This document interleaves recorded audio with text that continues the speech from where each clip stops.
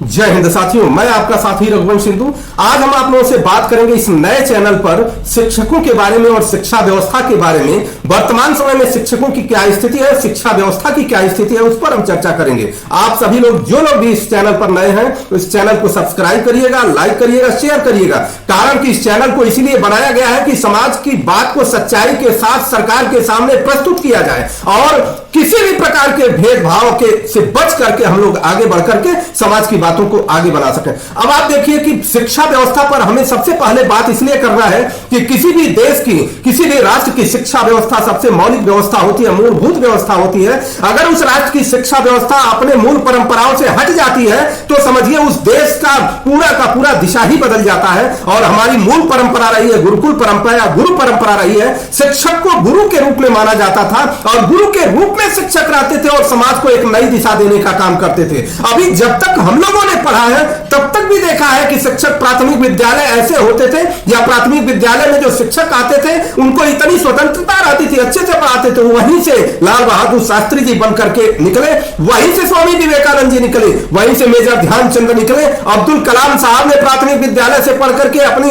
ऊंचाइयों पर आज वर्तमान समय में उन सभी लोगों के बराबर का कोई व्यक्ति पहुंच पाया? क्यों नहीं पहुंच पा रहा है? अगर इतना सर्वश्रेष्ठ, इतना श्रेष्ठ शिक्षा व्यवस्था पर सरकारें काम कर रही तो क्यों नहीं पहुंच पाया? परंतु इसको भी ध्यान देना होगा कि हम किसी भी व्यक्ति या किसी भी पार्टी के नेतृत्व करने वाले के विचारधारा से नहीं हो सकते। हम इस राष्ट्र और समाज के लिए हो सकते हैं। हम बात करते हैं शिक्षा की बात कही जाए तो हम वर्तमान समय में जो भी शिक्षा व्यवस्था चल रही है उसका सीधे के सीधे विरोध करते हैं, उस पर चर्चा करते हैं। आज बताइए कि हरियाणा में सरकार ने घोषणा कर दिया कि हम गरीब बच्चों को 1100 रुपया हम फीस देंगे जो कॉन्वेंट स्कूल में जाएंगे। अब देखिए हर जगह पर यह घोषणाएं शिक्षा नीति के हिसाब से हो रही है। जो बच्चे कॉन्वेंट स्कूल में जाएंगे, जो भी गरीब बच्चा होगा कॉन्वेंट स्कूल में जब जाएगा तो वह प्राथमिक विद्यालय सारे खाली होते जाएंगे और पूरे भारत में एक प्रकार का माहौल बनेगा कि प्राथमिक विद्यालय तो पूरा घाटा का सौदा है। और ये प्राथमिक विद्यालय, हमारे पास दो साधन है। सरकार कहेगी कि हमारे पास दो व्यवस्था हो सकती है, एक या तो यहाँ को बंद कर दिया जाए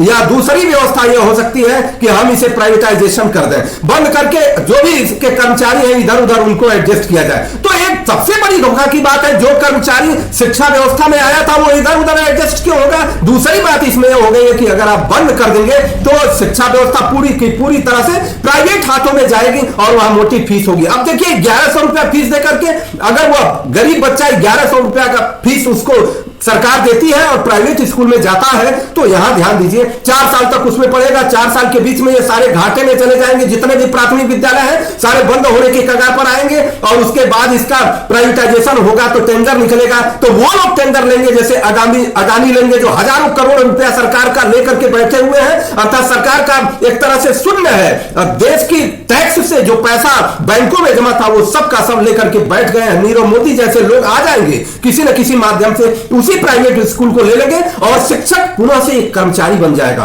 मजदूर बनेगा। मजदूरों की भांति उसको कार्य करना पड़ेगा और मजदूर जब होगा तो शिक्षा की जो मूल परंपरा हमारी थी, जो श्रेष्ठता थी, वो श्रेष्ठता पूरी रूप से सिद्ध नहीं होगी। अब आप सोचिए जब गरीब बच्चा फिर से रिटर्न होगा 4 साल के बाद, जब वो कह देगी सरकार कि हमारे पास तो ऐसा व्यवस्था नहीं है, पैसा नहीं, हम पैसा नहीं दे पाएंगे, और पुनः वो चाहता है 4 साल 5 साल के बाद कि हम पुनः अपने प्राथमिक विद्यालय या जूनियर विद्यालय या सरकारी विद्यालय में जाए, तो जब लौटेगा तो पता चलेगा कि ये तो प्राइवेट हो चुका है, इसमें तो मोटी फीस देनी पड़ती है। वो वहां का भी नहीं होगा, यहां का भी नहीं होगा। जो शिक्षक बन करके गया था वो मजदूर हो गया। दूसरी बात क्या है, आज वर्तमान समय में जो मूल रूप से शिक्षा को ध्यान देने की आवश्यकता उस पर नहीं ध्यान। आज वर्तमान समय तक जुलाई चल रहा है, जुलाई तक बच्चों को किताबें नहीं मिली, बच्चे कैसे पढ़ रहे हैं? आप 13 तरह की अलग अलग प्रकार की जांच करवाते हैं। जांच किस लिए करवाते हैं? क्या वो शिक्षक बेईमान घोषित करना चाहते हैं? और ऐसा देखने को मिलता है जिस व्यक्ति को, जिस बच्चे को शिक्षक ने पढ़ा करके आगे बढ़ाया वही आकर के जांच करके